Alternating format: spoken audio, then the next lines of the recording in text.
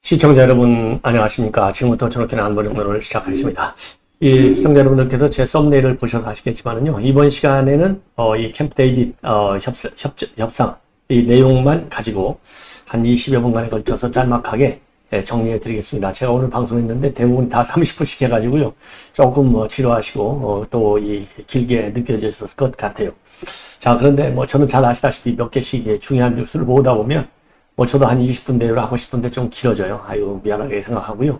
자, 이번 이제 정상회담 조금 좀 재미없는 스토리가 될 수도 있지만, 그래도 우리가 상식적인 수준에서는 꼭 아셔야 될, 저같이 이제 외교안보를 평생 다룬 사람의 입장에서 볼 때는 대한민국의 외교사를 완전히 새로 썼다. 그러니까 이제 20세기 외교사가 냉전 중심의 외교사라면 21세기는 신냉전 체제의 외교사예요. 그래서 한미 중심의 동맹관계에서 이제는 한미일 중심의 준동맹이라고 저는 표현해도 되지 않을까라고 싶어요. 왜냐하면 일본이 들어가 있기 때문에 동맹관계는 성립이 안 되고, 제가 이제 어제 심야방송에서도 말씀을 드렸는데, 그래서 준동맹관계라고 볼 수 있을 정도로 아주 촘촘한 외교안보 협력 관계가 구축이 됐다. 그런데 여기에서 중요한 것 중에 하나는요, 이 안보라고 하면 지금은 오래전부터 이제 포괄적 안보 시대로 진입을 했는데, 그 포괄적 안보 개념에 맞게 포괄적 외교안보 협력 체제로 딱 성장을 했다, 이렇게 보여져요. 그래서 사실 나토 동맹을 빼놓고는 가장 강한 이 결속력 있는 협의체가 탄생하게 됐다는 점에 상당한 의미가 있다, 이렇게 보여지고요. 그래서 지금 댓글에서도 여러분들께서 많이 말씀하시는데, 제가 보니까 저보다도 더 벌써 이 정상회담 내용을 잘 아시는 것 같아요. 한 말씀씩 하시는 걸 보면. 자, 그래서 이 내용 굉장히 중요하기 때문에 조금 재미가 없더라도 잘 들어주시면은 조금 도움이 되지 않을까 하는 생각이 듭니다. 자, 그래서 지금 이제 이번에 이제 핵심적으로 드릴 말씀은요, 우선 이제 자료 화면을 먼저 한번 쭉 말씀을 보여드리고, 자료 화면만 보셔도 여러분들께서 이 회담이 정말 잘 됐네, 이렇게 느끼실 수 있을 거예요. 그 다음에 이제 이 역사적인 이 캠프 데이비드 정상회담의 이 외교적 의미를, 외교안보적 측면에서의 의미를 간략하게 분석해드리고, 그리고 전문가들이 보는 시각도 여러분께 소개해드리고요. 마지막으로 오늘 조선일보 사설이요, 아주 굵직한 글씨로 정리가 됐는데, 일부 언론에서 사설을 싣고 일부 언론에서는 안 실었어요. 자, 그런데 제가 보니까 조선일보 사설의 이 흐름이 제가 여러분께 말씀드렸거나 드리려고 하는 내용하고 상당히 유사합니다. 자, 그래서 조선일보 사설 플러스 관련 기사들을 종합적으로 제가 이제 어제 오늘 계속해서 쭉 정리를 해봤는데요. 여러분들께서 아주 만족해 하실 것 같아요. 한마디로 이번 이 정상회담, 3자 간 정상회담이 성공했다는 말은요, 우선적으로 이 회담을 주재한 이 이니셔티브를 진 바이든 대통령이 뭐라고 했냐면, 회담이 끝나고 나서요, 내가 지금 최고로 행복한 사람이라고 그랬어요. 최고로 행복한 사람. 이 정도는 더 이상 무슨 외교가 어떻고 경제가 어떻고 얘기할 필요가 없는 거예요. 그냥 속된 말로 끝내준 거예요, 바이든 대통령한테. 그러면 바이든만 그렇게 위닝 포인트를 받느냐? 아니다. 윤석열 대통령과 기시다도 마찬가지로 거의 최고의 행복한 순간을 느꼈을 것이다, 이렇게 저는 보여집니다.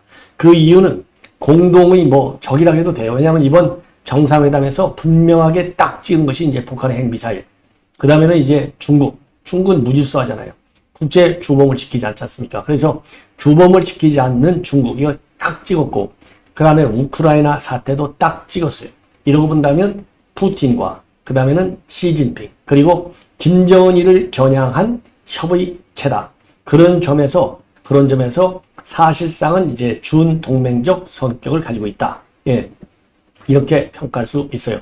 자, 그래서 지금 이제 진행하다 보니까 먼저 내용을 말씀드려야겠네요. 그런 측면에서 이 안보만 썸네일에서 여러분들께서 읽으실 수 있듯이, 통상적으로 이제 동맹관계라 외교협력관계라 그러면은 주로 외교안보적 국방적 측면에서만 다뤄왔어요. 그런데 이번 캠프 데이빗 협상의 특징은 이 군사적인 측면에서의 외교안보적 이 이슈만 다른 것이 아니라 포괄적으로 말이죠. 아까 말씀드린 대로 경제안보적인 측면, 그 다음에 첨단 기술 보호 문제, 그리고 공유 문제, 예, 이런 문제까지 다뤘고요.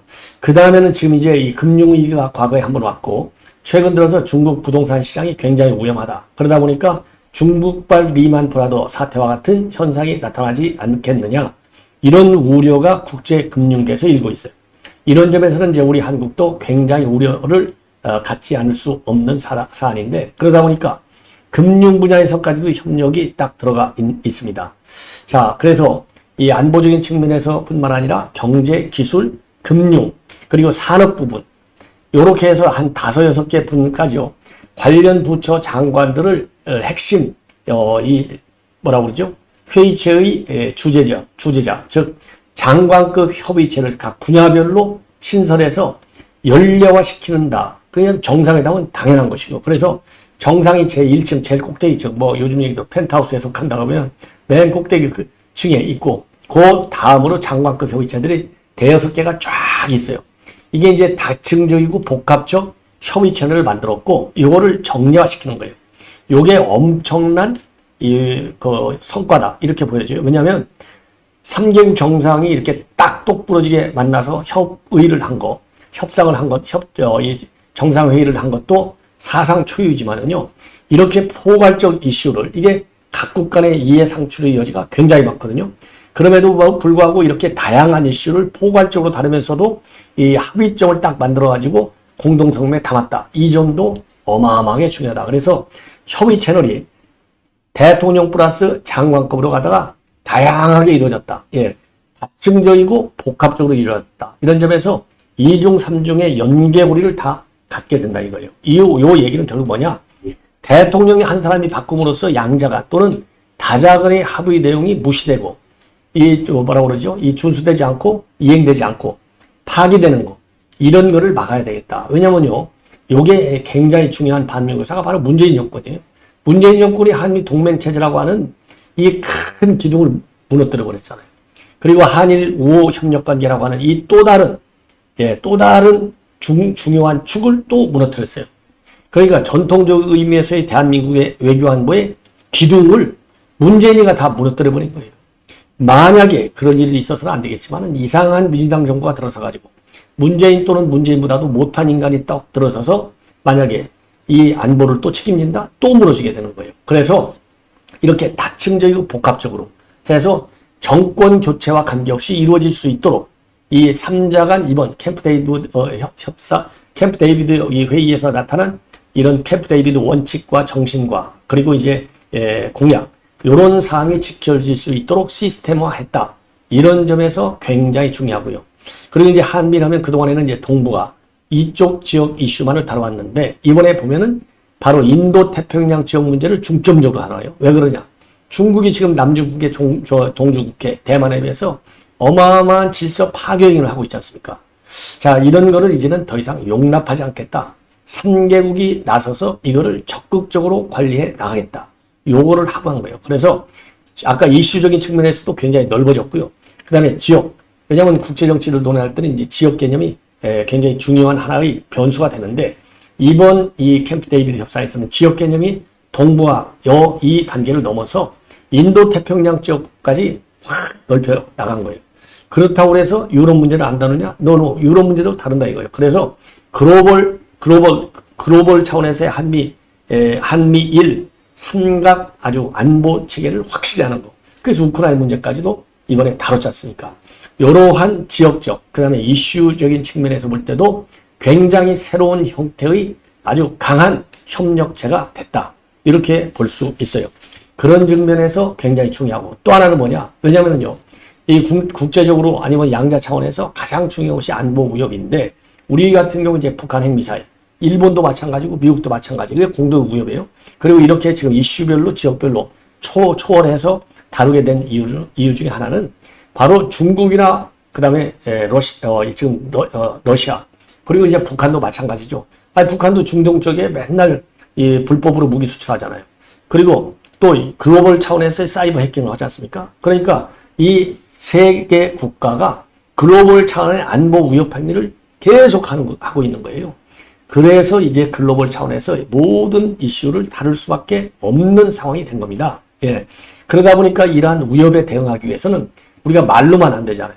외교전을 하는데 이 북한의 핵 위협에 대한 유엔 차원의 제재가 있듯이 그렇게 이제 외교적인 제도도 있지만은 군사적인 대응 조치가 반드시 필요하잖아요. 이게 가장 실효성이 강한 조치 않습니까? 그러면은 군사적인 대응을 그냥 가만히 말로만 있다가 할 수 있어요? 문재인 같이 훈련도 안 하고? 아니 대응이다.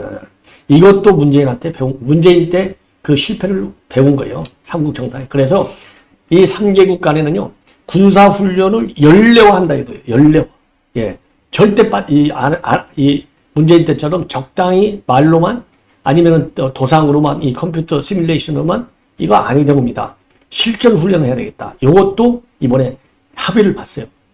그래서 이번에 이제 공동 원칙, 그 다음에 공동 정신, 그 다음에는 캠프 데이비드 정신과 원칙과 그 다음에는 이 협의 공약, 요 세 가지 문서를 채택한 거예요. 그러니까 이번에 합의된 문서 양도 3개씩이나 만든 것도 굉장한 의미가 있고요. 하루 종일 뭐 한 6시간 지금 회담했다고 그래요. 왜냐하면 한미 회담해야죠. 그 다음에 한미 3자 회담해야죠. 한일 회담해야죠. 그 다음에 옆으로 미일 회담해야죠. 요렇게 해서 6시간을 집중적으로 이 정상회담을 한 것도 또 다른 하나의 기록이다. 이렇게 보여집니다. 그래서 여러 가지 측면에서 제가 지금까지 분석해 드린 대로 상당한 역사적 의미를 갖는, 그래서 특히 대한민국, 그 다음에 미국, 일본 할 것 없이 중요한 외교의 새로운 21세기 이정표를 만들었다. 이렇게 저는 판단을 합니다. 예. 자, 그리고 말이죠. 그리고 또 하나 이제 말씀드린 것은 이러한 3개국 간의 정상회담이 이루어지게 된 가장 큰 배경은요, 한일 관계의 극적인 개선이다. 그래서 지난 3월 달에 우리 윤석열 대통령의 과감한 이니셔티브를 통해서 한일 관계가 완전히 해빙 국면으로 들어갔잖아요. 그래서 셔틀 외교가 정상화되고 있는 거 아니겠습니까? 한일 관계의 개선이 없이는 이거는 상상도 못하는 것이다.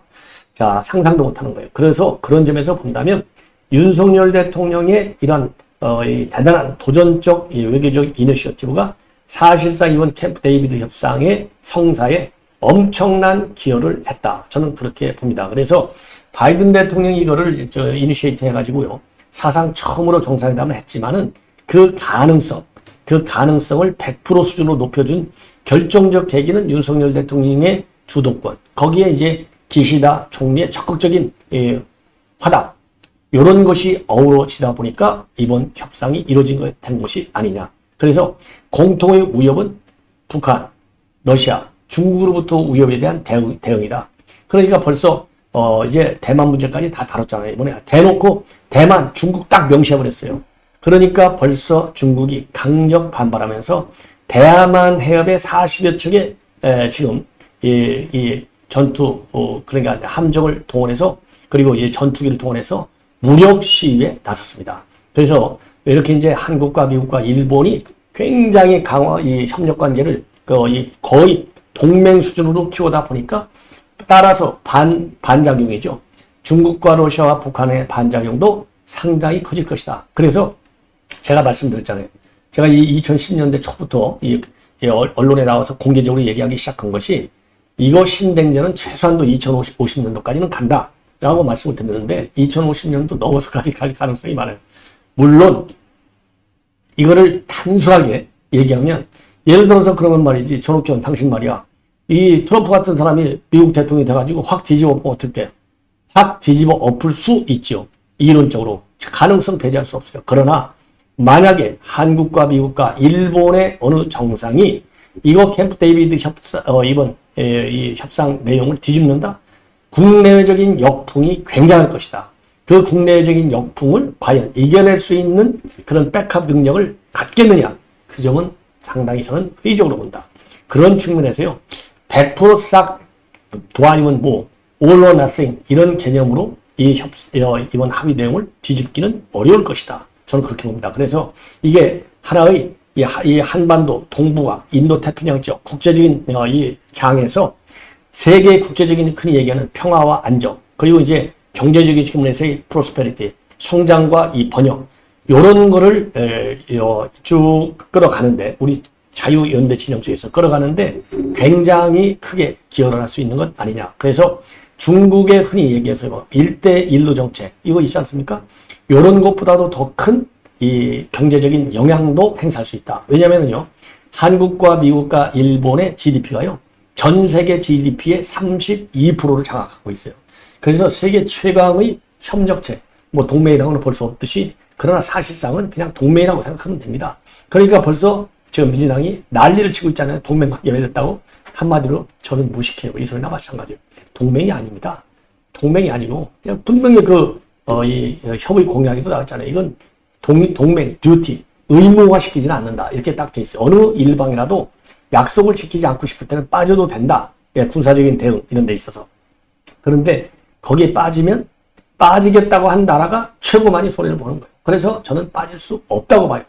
왜 그러냐면요. 일본도 그렇고 우리 한국도 그렇고 만약에 미국이 말이죠. 이 캠프 데이비드의 이 협상문에서 어느 특정 나라가 미국이 빠질 가능성도 물론 있지만 미국이 빠지면요. 그거는 세계의 리딩 국가가 되는 것을 포기한 거나 마찬가지예요. 그런데 한국이나 일본이 빠진다? 그러면 누구한테 안보를 의지할 거예요? 누구한테 핵 우산을 좀 빌려달라고 얘기할 거냐 이거예요. 핵 우산 안 빌려준다면 끝나는 거예요. 한마디로 얘기해서 일본이든 우리 한국이든. 그러기 때문에 결국은 어느 누구도 이 시스템에서 벗어나기는 어려울 것이다. 예. 그래서 어제 미국 대통령이 바보입니까? 고리고리 다 걸어놨잖아요. 그런 측면에서 상당한 의미가 있다라고 보여집니다.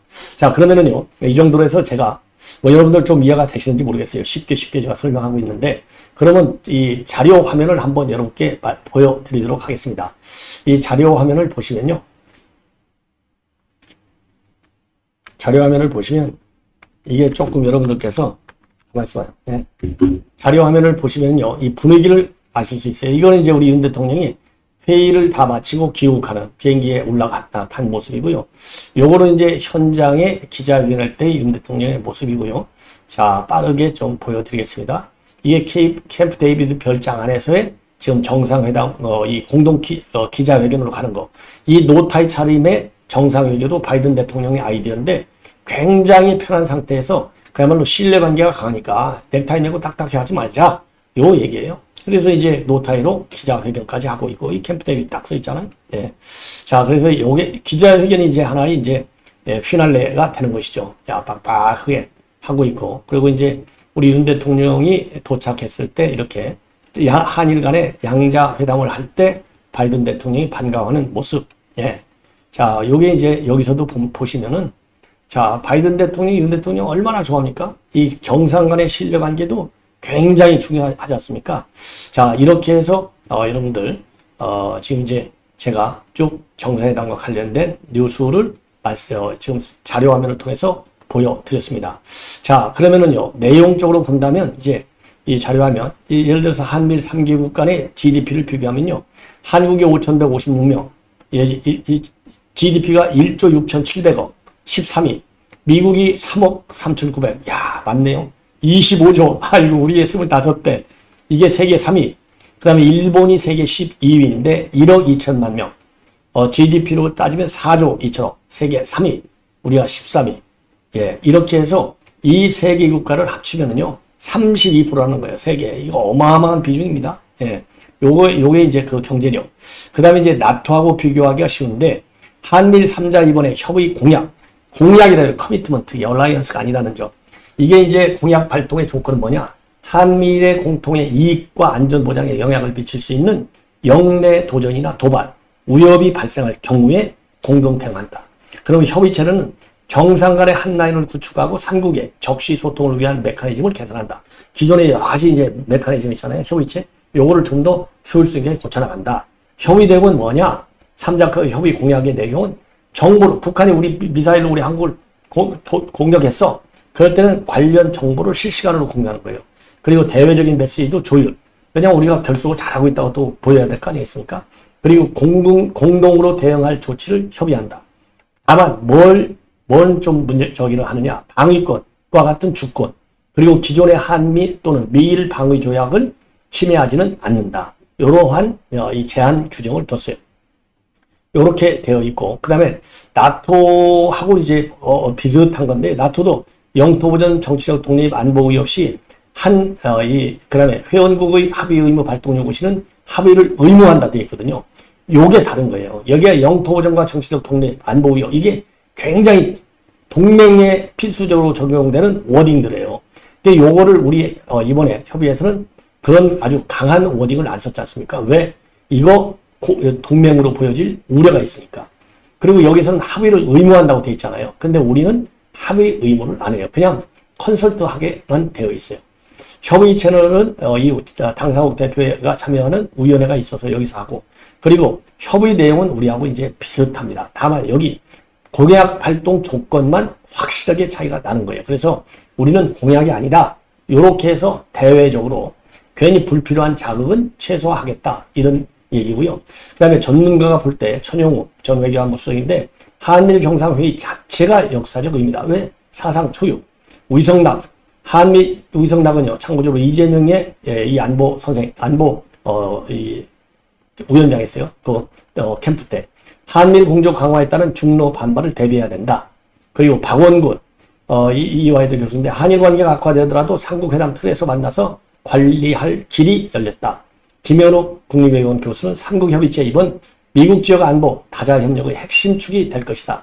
그 다음에 최은미 아산정책연구원인데 이번은 한미일 안보 협력 긴밀화에 대해서 국민 우려가 잘 해소를 해야 되겠다, 이러한 해석을 하고 있습니다. 이렇게 해서 지금 중국이 즉각적으로 반발할 거예요. 함정을 동원해서 대만 해협 인근에서 무력 시위를 하고 나섰다. 예, 이렇게 해서 지금 이제 분위기를, 그리고 이미 북한은 말이죠, 어제 총참모부 대변인 성명을 통해서 지금 미국의 정찰 자산들이 한반도에 전개돼서 정찰 활동을 하고 있는 거, 이거 경제 수역에 대한 침해이기 때문에 반드시 이 대응 조치를 강구했다, 이렇게 이미 위협 성명을 내놓은 바 있습니다. 예. 자, 이 정도로 해서 제가 간략하게 이제 말씀을 드렸고요. 자, 그러면 이제 우리 쪽에서는요, 김은혜 수석이 회의가 다 끝나고 뭡니까? 기자회견까지 끝난 다음에 발표한 입장은 있어요. 이게 이제 압축해서 대통령실의 대통령의 생각을 담은 겁니다. 뭐냐? 오늘 세라나가 공동의 역할을 제도한 것은 글로벌 복합 위기가 가져다준 도전 요인을 기회 요인으로 전환하는 역사적 의미를 갖고 있다. 세 나라 정상의 안보 경제 분야의 의기투합은 윤석열 대통령이 일관되게 견지해온 비전이다. 그리고 대통령은 취임사에서 자유평화 번영을 위한 국제사회의 연대를 강조한 이래 안보를 포함한 삼국의 포괄적 협력과 이를 위한 세 나라 공동의 리더십이 중요하다는 점을 3.1절 기념사, 광복절 경축사를 통해서 꾸준히 강조해왔다. 이번 미 국빈 방미 때 의회 연설을 통해서도 삼국협력의 가치, 중요성을 재확인한 바 있다. 그러면서요, 국빈 정상회담도 하고 캠프 데이비드 정상회담도 한 대통령은 윤 대통령 하나밖에 없다는 점을 강조하고 있고, 그리고요, 바이든 대통령이 윤 대통령한테 자상하면서도 엄하신 아버지, 그리고 자녀에게 많은 영향을 준 아버지를 두었다는 점에서 우리 둘은 서로 닮은 점이 많다, 요 얘기를 바이든 대통령이 했다는 겁니다. 그만큼 이 바이든 대통령의 아주 가까운 그 우정, 신뢰, 이게 굉장히 강하다고 하는 것을 표현해 준 것이고요. 그리고요, 그 안보보좌관, 설리반 백악관 안보보좌관, 이 언론 브리핑이 굉장히 중요해요. 한미일 정상이 북한의 도발에 대응하기 위해서 다개년 훈련 계획을 발표할 것이다. 그래서 섣부르게 대통령이 바뀐다 해서 이거 안 하는 거, 이거 막겠다는 겁니다. 그래서 이번 훈련은, 이러한 이 훈련은, 3개국 간의 군사훈련은 육해공 훈련은 물론이거니와 잠수함 훈련, 그리고 사이버 분야를 망라할 것이다. 이번 한미일 정상회의로 한미, 미일의 삼각 동맹은 새 장을 열게 될 것이다. 우리는 새로운 경제 및 에너지 안보 이니셔티브를 발표할 것이며 여기에는 공급망 교란에 대한 조기 경보 체계가 포함된다. 한미일은 또 인도 태평양에서 공동 역량을 건설하는 영내 이니셔티브를 발표할 것이고 이는 해상 안보를 포함한다. 이렇게 입장을 밝혔어요. 그러면서요, 이번에 한미일 3개국 간의 협력이 이거 굉장히 중요해요. 아시아 태평양 지역에서의 나토 동맹은 아니다, 이거를 분명히 했습니다. 그리고 러시아 우크라이나 침공 이후 가시화되고 있는 북한과 러시아 군사 협력과 관련해서는요, 미사일 기술 개발 협력 가능성이 굉장히 우려된다, 이러한 입장을 내놨어요. 자, 이제 마지막으로요, 제가 이렇게 말씀드린 대로 조선일보 칼럼이 굉장히 포괄적으로 정리가 아주 잘 되어 있습니다. 자, 그래서 이 사설의 핵심 요지만 한 2, 3분, 3, 4분에 걸쳐서 정리해 드리도록 하겠습니다. 자, 이번 이번 회담에서 정례 협의체 창설을 핵심으로 하는 캠프 데이비드 정신, 그리고 첨단 기술과 기후변화, 비확산과 같은 글로벌 이슈에 공동 대응하는 캠프 데이비드 원칙을 문서 형태로 채택했는데, 매년 정상회의를 최소 1회 개최하고 안보실장 외교국방 산업장관 회의를 연 1회 갖기로 했다. 자, 그래서 이거는 사실상 준 동맹체제를 출범시킨 것이다. 그래서 3개 국가는 세 나라 파트너십의 새로운 시를 열었다고 이렇게 평가하고 있는 것 아니냐. 그래서 이거야말로 동북아는 물론이고 글로벌 지정학 게임에서 새로운 분기점이 될 전망이다. 옳은 얘기죠. 예, 그리고 3국 정상회의만을 위해서 별도로 모인 것은 이번이 처음인데, 바이든은 윤석열 대통령과 기시다 총리를 역사적으로 중요한 합의를 도출한 장소로 유명한 캠프 데이비드로 초청했다. 그러니까 사상 초유로 3개국 정상이 만난 것도 의인이지만 장소를 캠프 데이비드로 했다는 점도 그만큼 이번 합의의 역사성, 지속 가능성을 굉장히 강하게 시사하는 것이다. 이런 얘기나 마찬가지입니다. 자, 그래서 이번 그 협력을 포괄적이고 다층적인 협력 체제로 만들기로 합의를 했다. 예. 그리고 글로벌 질서가 신냉전의 대결 구도로 접어든 상황에서 세계 GDP와 교역량의 3분의 1을 차지하고 공동의 가치를 추구하는 3국의 자유민주주의 협의체가 탄생한 것이다. 그리고 이번 가장 큰 성과는 이번 회담, 정보안보에서 산업기술 얘기까지 중요한 분야를 망라한 협력 방안을 문서로 제도한 것이다. 자, 그래서요, 그동안에는 각국 정치 상황에 따라서 상당히 유동적이고 변동이 심했는데 3국 간 협의가 이번 캠프 데이비드 합의를 통해서 정권 교체와 상관없이 각 레벨에서 안정적으로 작동되는 시스템을 구축하게 됐다. 그래서 대통령부터 장관급 1위까지 최소 9개의 협의체가 구성돼서 1년 내내 대화하는 체제가 가동될 전망이다. 그래서 미 정부 관계자가 뭐라고 하냐면 모든 부분의 DNA에 3국 협력 관계를 엮어 시스템에 내재화하고 이를 뉴 노멀이 되도록 하는 것이 목표다. 예, 이렇게 밝혔어요. 미 관리가. 자, 그러면서 말이죠. 안보 분야에서 3국은 어느 한 국가에 대한 외부의 위협을 3국 공동 위협으로 인식하기로 한 3자 협의 공약, 그리고 3국 간 결속력을 최대토로 끌어올리는 것이다. 이거야말로. 자, 그래서 북한의 핵 미사일 위협에 맞서 핵 우산 강화는 물론 이와 매년 3국 간의 연합훈련을 하기로 하고 북한의 해킹에 대응하는 사이버 협력 실무그룹을 신설하기도 했는데, 동북아 차원을 넘어서 인태 지역을 포함하는 광역적이고 글로벌한 안보 협력 체제로 외연을 높였다. 이 점을 높이 평가하고 있습니다. 예, 그리고 3국은 국군 포로 문제의 해결, 자유로운 체제로의 통일 추진이 필요한데도 뜻을 같이 했다. 예, 그래서 이번 3국 정상 이런 합의는 미국, 일본, 호주, 인도의 4자 안보 대화인 쿼드 안보 협력의 범위, 제도와 정량의 수준 측면에서 훨씬 더 강력하고 나토에 버금가는 아시아판 나토로 평가받을 만하다. 예. 그리고 3국 정상은 국제법에 근거한 항행, 비행의 자유와 같은 국제질서 수호를 위해서 3국이 협력한다는 합의문도 채택을 한 것인데, 이거는 결국 패권적 대외 확장에 나선 중국을 견제한 것이다. 그리고 3국은 반도체 배터리 분야에서 공급망 연대를 구축하고 우주, 인공지능, 양자 등의 미래 핵심 신기술과 금융 분야에서도 협력을 하기로 했다. 특히 반도체 문제와 관련해서 이 조달의 차질을 빚으면 3국이 공동 대응하는 공급망 조기 경보 시스템을 구축하고 핵심 기술을 탈취하려는 세력에 맞선 대응 조직을 만들기로 한 점, 이거 굉장히 의미가 크다고 봅니다. 자, 그래서 이제는 이번 협상을 계기로 해서 이 동아시아는 물론 신세계 질서 구축의 3개국의 동반자가 됐다. 이렇게 평가를 하고 있습니다. 그래서 이번 회담을 통해서 북한이 더 위기감 느껴서 도발적 자세로 나올 수 있고, 중국이 대만을 침공할 경우에는 우리의 의지와 관계없이 휘말릴 수 있다는 우려도 나온다. 그래서 3국의 공통이익을 최대하면서도 북한, 중국의 반발을 누그러뜨릴 수 있는 보관이 필요하다. 김정은이 진심을 갖고 나오면 얼마든지 북한과 대화가 가능하고 중국에 대해서도 서로의 공통이익을 위해 협력할 수 있다는 입장을 견지하고 새로운 대응 전략을 만들어 대응하는데도 소홀하지 말아야 된다. 옳은 지적이죠. 자, 여러분들 제가 논평해 드리는 거하고 이 조선일보 사설하고요. 조선일보 사설 아주 모든 언론들의 사설 기사 평가 이런 것보다도 굉장히 포괄적이고 논리적이고, 그리고 이제 이 외교 원칙의 기본에 충실한 분석력 같아서 참고적으로 저의 해석과 비교할 수 있도록 하기 위해서 소개해 드렸습니다. 시청자 여러분, 이렇게 해서 본 방송을 마치겠고요. 여러 많은 분들의 이 열성 어린 이러한 이 격려 댓글에 대해서 고맙다는 말씀을 다시 한번 드립니다.